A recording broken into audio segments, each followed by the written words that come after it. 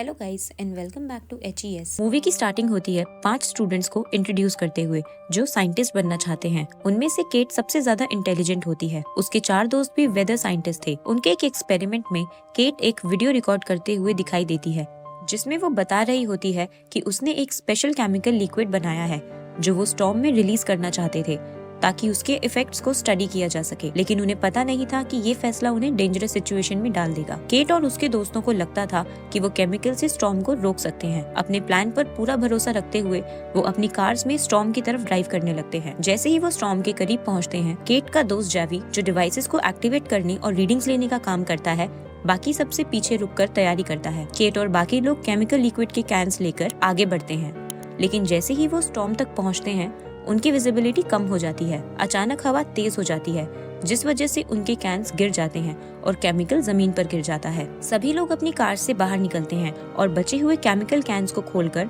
हवा में रिलीज कर देते हैं और केमिकल स्टॉर्म के साथ मिक्स हो जाता है। वो सभी देखते हैं केमिकल्स ने स्टॉर्म के साथ रिएक्ट करना स्टार्ट कर दिया है। वहीं दूसरी तरफ डिवाइसेस अब एक्टिवेट हो गए थे और रीडिंग्स आना स्टार्ट हो गई थी, जिससे उन्हें लगता है कि उनका प्लान काम कर रहा है, लेकिन एक्चुअल में केमिकल ने स्टॉर्म को और तेज कर दिया था। जैवी उन्हें बताता है कि केमिकल का उस पर कोई असर नहीं हुआ है। ये सुनकर वो सभी घबरा जाते हैं और स्टॉर्म से दूर भागने लगते हैं। अचानक दूसरी कार से उनकी टक्कर हो जाती है।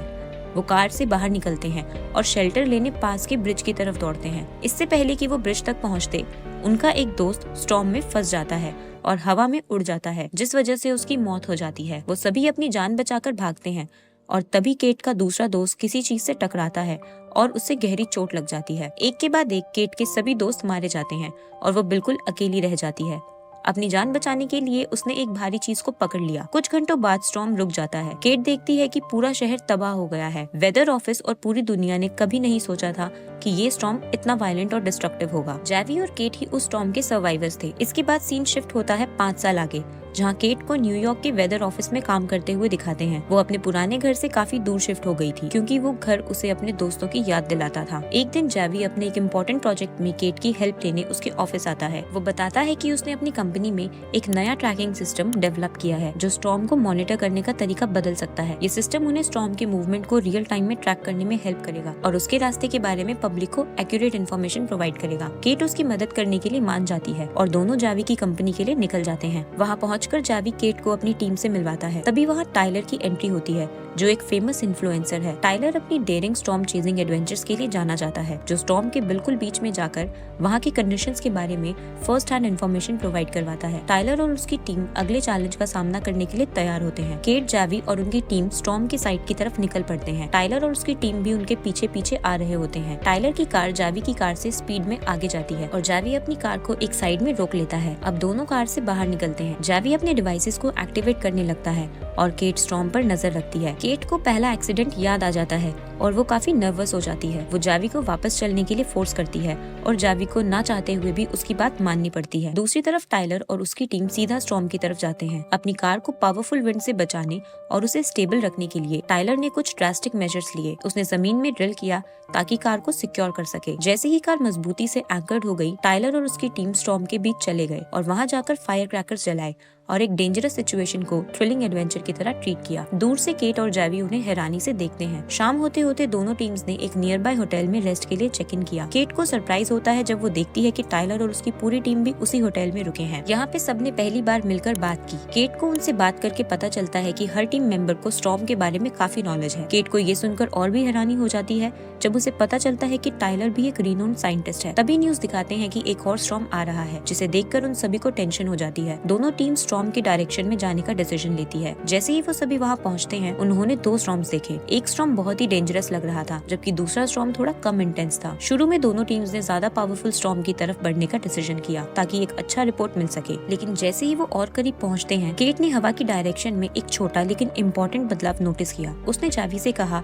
कि वो कम वायलेंट स्टॉर्म की तरफ रीरूट हो जाएं, क्योंकि उसे लग रहा था कि हवा की डायरेक्शन बदल रही है और ये स्टॉर्म और ज्यादा डेंजरस बन सकता है। पहले जैवी और बाकी लोग थोड़े हेसिटेट थे। उनको समझ नहीं आ रहा था कि केट का फैसला सही है या नहीं, लेकिन कुछ देर बाद के डिस्कशन के बाद उन्होंने केट की बात मानी और अपना रास्ता बदल दिया। इस दौरान टाइलर और उसकी टीम ने पावरफुल स्टॉर्म की तरफ जाना जारी रखा और उन्हें किसी खतरे का एहसास नहीं हुआ। जैसे ही हवा की डायरेक्शन बदली, स्टॉर्म धीरे धीरे छट गया और सिर्फ हल्की हवा रह गई। वहीं दूसरी तरफ केट और उसकी टीम खुद को डायरेक्टली डेंजरस स्टॉर्म के बीच में पाते हैं। इस बार केट को डर नहीं लगा और वो जावी के साथ खड़ी रही। जावी ने डिवाइसेस को एक्टिवेट किया और टीम ने वैल्यूएबल डेटा कलेक्ट करना शुरू कर दिया। जैसे ही केट ने मैप को देखा, उसे पता चला कि स्टॉर्म की डायरेक्शन में एक विलेज है जहां लोगों को काफी नुकसान हो सकता है। वो डिसाइड करते हैं कि वो विलेज के लोगों की हेल्प करने वहां जाएंगे। जब वो वहां पहुंचे तो उन्होंने देखा कि टाइलर और उसकी टीम पहले ही वहां पहुंच चुकी थी और उनकी मदद कर रही थी। इसके बाद सभी वापस होटल पहुंचते हैं। टाइलर केट के पास खाना लेकर आता है। इस बार वो दोनों काफी अच्छे से बातें करते हैं। शाम को वो सभी घूमने और कुछ गेम्स खेलने जाते हैं। वो सभी काफी थक जाते हैं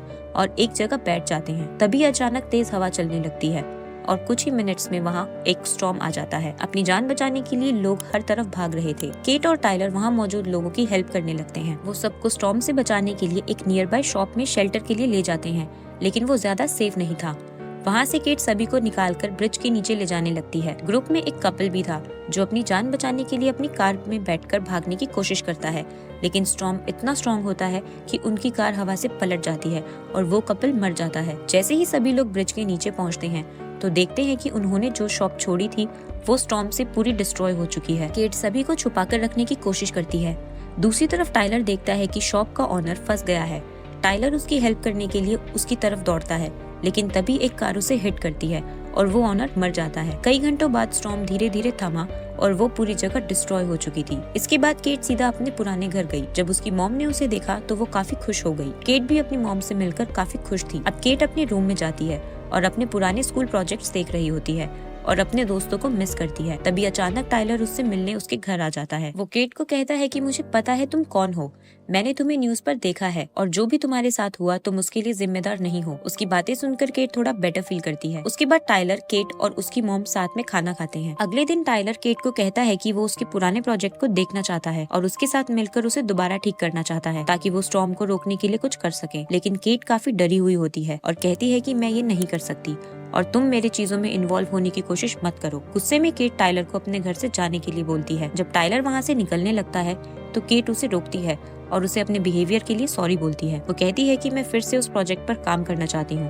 और मुझे उसमें तुम्हारी हेल्प चाहिए। टाइलर उसे माफ कर देता है और दोनों मिलकर प्रोजेक्ट पर काम करने लगते हैं। उन्होंने डेटा को दोबारा देखा, मेथड्स को रिफाइन किया और जो गलतियां पहले की थी उनको सुधारा। इतने दिनों बाद सब कुछ ठीक होने लगा था और उनकी मेहनत रंग लाने लगी थी। जो रेटिंग्स और रीडिंग्स थी वो बिल्कुल वैसे ही थी जैसे उन्होंने चाहा था। सब कुछ ट्रैक पर था और अब वो दोनों स्टॉर्म का सामना करने के लिए रेडी थे। उन्होंने केमिकल कैंस पैक किए और एक बार फिर से स्टॉर्म के बीच में जाने के लिए निकल पड़े। जैसे ही वो स्टॉर्म के पास पहुंचे, उन्होंने केमिकल कैंस को सही जगह पर रखा। स्टॉर्म उनके आसपास भयंकर तरीके से गरज रहा था और हर सेकंड के साथ वो और भी ज्यादा तेजी से बढ़ रहा था। केमिकल मिक्स होने के कुछ ही देर बाद स्टॉर्म शांत होने लगा। हवाएं धीमी हो गई और काले बादल छट गए और स्टॉर्म बिल्कुल रुक गया। ये देखकर केट और टाइलर बहुत ज्यादा खुश हो गए। केट और टाइलर वापस होटल आ जाते हैं जहाँ उनके बाकी के साथी थे। वो सभी फिर से स्टॉर्म में जाने के लिए रेडी होते हैं। जैसे ही वो सब आगे बढ़ते हैं, उन्हें फील होता है कि हवा बहुत तेज है और स्टॉर्म बहुत ज्यादा खतरनाक होता जा रहा है। उनकी विजिबिलिटी ना के बराबर हो जाती है। तभी अचानक जावी की कार स्टॉर्म में फंस जाती है और कंट्रोल से बाहर हो जाती है। नजदीक ही एक मिल में स्टॉर्म की वजह से इलेक्ट्रिकल फेलियर हो जाता है, जिस वजह से काफी बड़ा एक्सप्लोजन हो जाता है